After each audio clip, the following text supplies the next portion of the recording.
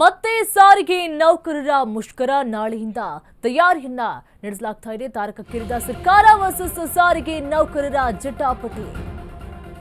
ಮತ್ತೆ ಸಾರಿಗೆ ನೌಕರರ ಮುಷ್ಕರ, ತಾರಕಕ್ಕೇರಿದ ಸರ್ಕಾರ ವರ್ಸಸ್ ಸಾರಿಗೆ ನೌಕರರ ಜಟಾಪಟಿ. ಸರ್ಕಾರದ ಸಾಲು ಸಾಲು ಸಂಧಾನ ಸಭೆ ವಿಫಲ ಹಿನ್ನೆಲೆಯಲ್ಲಿ ಈ ನಿರ್ಧಾರವನ್ನು ತೆಗೆದುಕೊಂಡಿದ್ದಾರೆ. ಇದೀಗ ಪ್ರತಿಭಟನೆಯ ಹಾದಿಯನ್ನ ಹಿಡಿದಿದ್ದಾರೆ ಸಾರಿಗೆಯ ನೌಕರರು.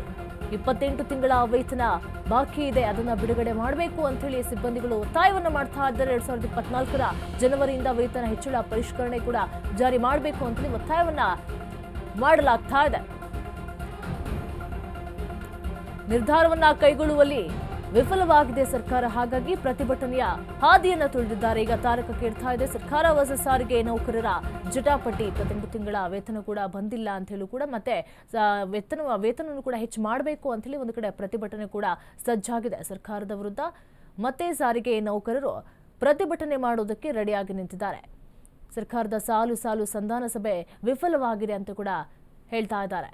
ಇದೀಗ ಪ್ರತಿಭಟನೆಯ ಹಾದಿ ಹಿಡಿದಿದ್ದಾರೆ ಸಾರಿಗೆಯ ನೌಕರರು. ಈಗ ಸರ್ಕಾರ ಹೊಸ ಸಾರಿಗೆ ನೌಕರರ ಜಟಾಪಟಿ ಇದೆ.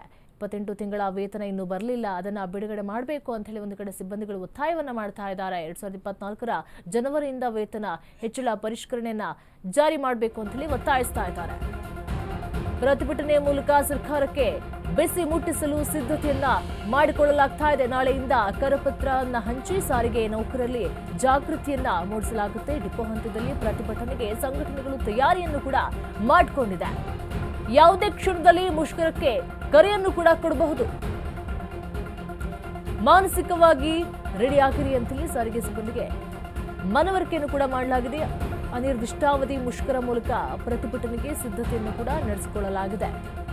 28 ತಿಂಗಳ ವೇತನ ಬರಲಿಲ್ಲ, ಹೀಗಾಗಿ ಸರ್ಕಾರಕ್ಕೆ ಬಿಸಿ ಮುಟ್ಟಿಸಬೇಕು ಅಂತ ಹೇಳಿ ಕಾಯ್ತಾ ಇದ್ದಾರೆ. ಒಂದು ಕಡೆ ನೋಡಿದ್ರೆ ಸರ್ಕಾರ ಅದರದೇ ಆದಂತಹ ಯೋಚನೆಯಲ್ಲಿ ಮುಳುಗಿ ಹೋಗಿದೆ. ಅವರ ಕುರ್ಚಿ ಕಿತ್ತಾಟಕ್ಕೆ ಕೊನೆನೇ ಇಲ್ದಂತಾಗಿದೆ. ಈಗ ನೋಡಿದ್ರೆ ಸಾರಿಗೆ ನೌಕರರು ಮುಷ್ಕರವನ್ನ ಮಾಡಲು ರೆಡಿಯಾಗಿ ನಿಂತಿದ್ದಾರೆ. ಒಂದು ಕಡೆ 28 ತಿಂಗಳ ವೇತನವನ್ನ ಬಿಡುಗಡೆ ಮಾಡಲಿಲ್ಲ ಇಲ್ಲಿವರೆಗೂ ಮಾಡಿದಂತ ಎಲ್ಲಾ ಸಂಧಾನ ಸಭೆಗಳು ಕೂಡ ವಿಫಲವಾಗಿದೆ. ಇನ್ನು ನಾವು ಸುಮ್ಮನೆ ಇರೋದಿಲ್ಲ ಅಂತ ಹೇಳಿ ಮತ್ತೆ ಮುಷ್ಕರಕ್ಕೆ ಪ್ರತಿಭಟನೆಗೆ ಸಜ್ಜಾಗಿ ನಿಂತಿದ್ದಾರೆ.